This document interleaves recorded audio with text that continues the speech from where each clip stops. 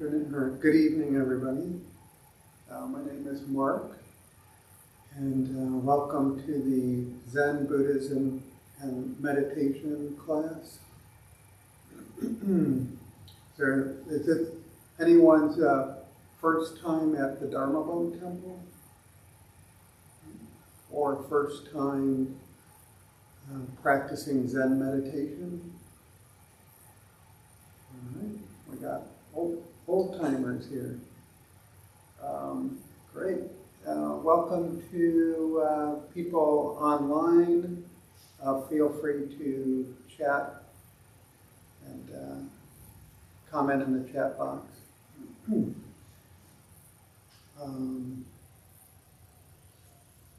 So I will go ahead and get started. We're going to meditate for about 20 minutes, then have a brief reading, talk, discussion, and then do another approximately 20 minutes. So, anybody need a reminder as far as sitting, proper positioning, sitting upright?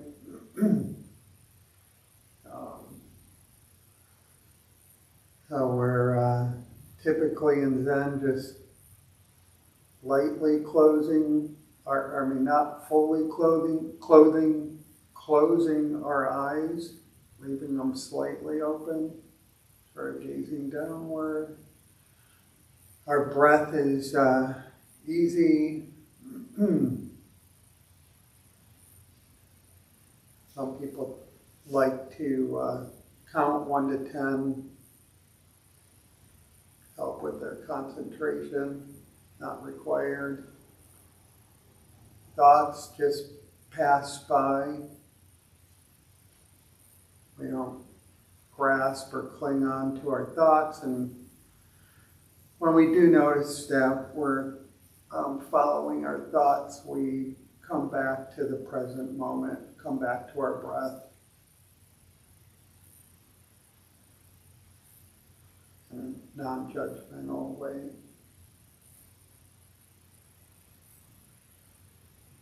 Okay. I'll ring the bell here to start, and then I'll ring the bell again in 20 minutes.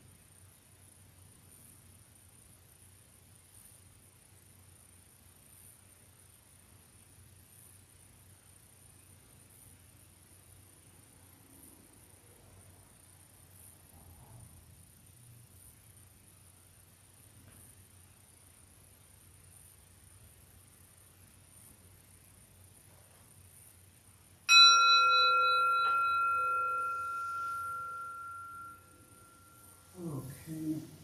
Feel free to stretch, move about if you have to.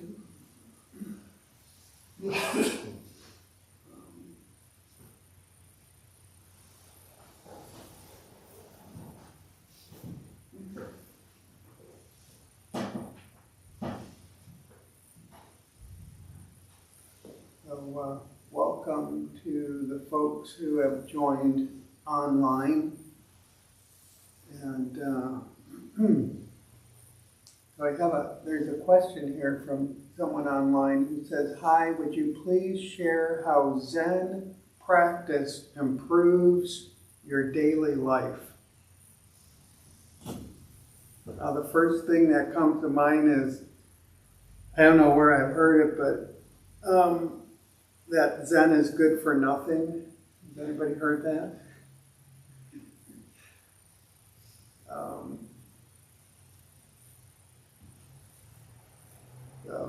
But I guess it's that sort of the non-grasping part.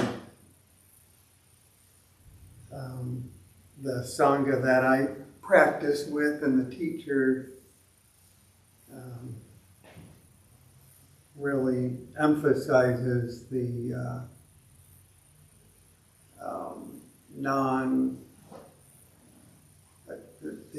no goal, not having a goal with at least with your meditation. Zen practice, I think, is, so to me, it's bringing the meditation, the zazen off the cushion and carrying it into my daily life. Somebody else wrote, "Simply put, an individual immerse one's consciousness into the ocean of light and collect everything back into the physical vehicle." Wow. I like that. Yeah. An individual immerse one's consciousness into the ocean of light and collect everything back into the physical vehicle.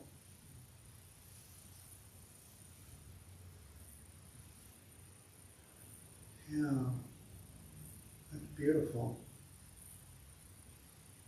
Another comment, focusing on the breath work is one of the keys to get into the zone. I would agree with that. Focusing on the breath work is one of the key to get into the zone. So, and to me, the zone is just being present in the here and now. That what is, hearing the cars pass by,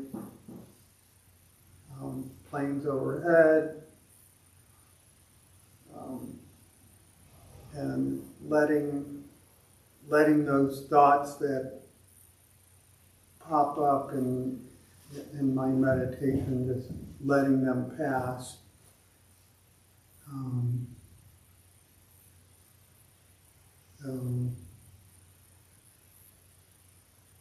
Does anybody have anybody want to share how Zen is how Zen practice improves your life? I think for my practice, it's like a commitment to seeing clearly, to seeing through delusion. Okay. Yeah. Commitment to seeing clearly through delusion. Okay. Yeah. Can you give an example? Or? I think oftentimes we tell stories to ourselves.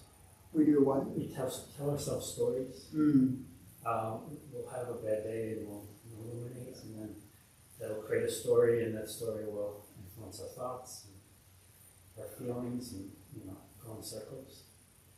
I think meditation practice helps you kind of slow down, see through what's your actual experience versus what you're adding, the layers you're adding on top of it.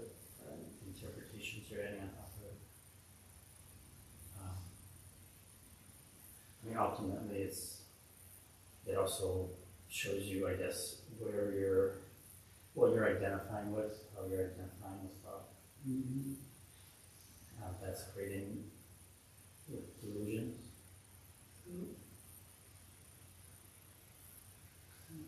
Yeah. So how we can grasp onto our stories and think that a certain perspective is the truth. Yeah. Anybody else?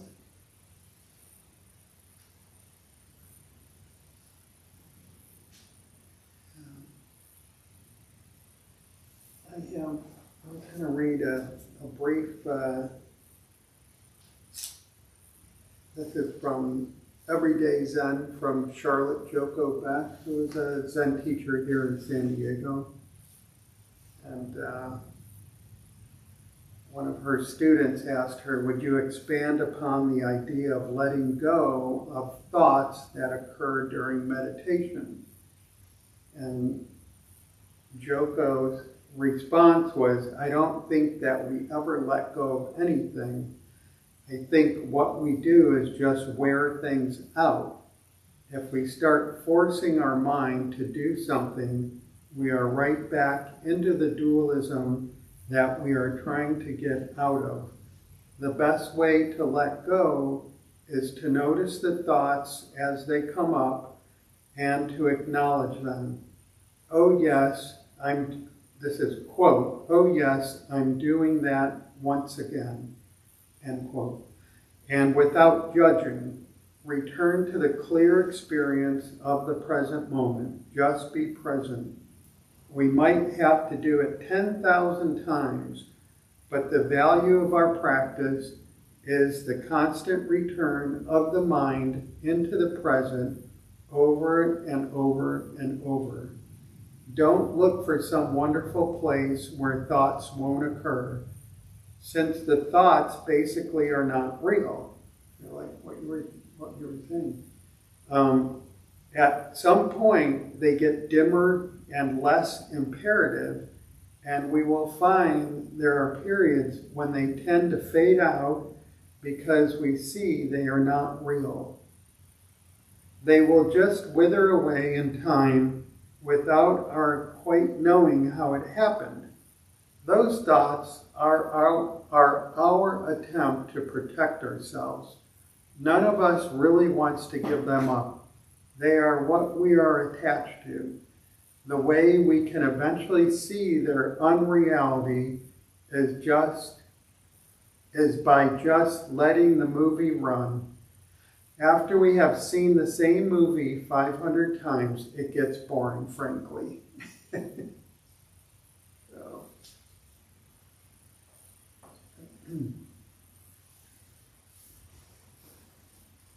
Yeah. So that's why they call practice, is continuing to go back to the breath, staying in the present. You find yourself going off onto some story. You know, my mind's a little busier up here than I usually practice facing a wall. So it's a little intimidating seeing people looking at me up here on this stage. So, but the more I lead this class, actually, I don't know if you've noticed that, Robin, the more I sit up here, the more I realize that, oh, that's just my thought, that, you know, I'm used to practicing in front of a wall, and what are all these people doing looking up, facing me? You know, it's just my thinking. So the more I come here and lead this class on Mondays, once a month, I've noticed over several months that my mind is slowly like calming down, and I'm not chasing that story of, you know, what do people think about me, or what am I going to say? Am I going to say the right thing? Am I going to sound stupid? Or, you know, so it's just a boring story, as Joko says. So anyhow, we'll continue on for about 20 more minutes of meditation, and I'll ring the bell to start, and then I'll ring the bell again to end the meditation.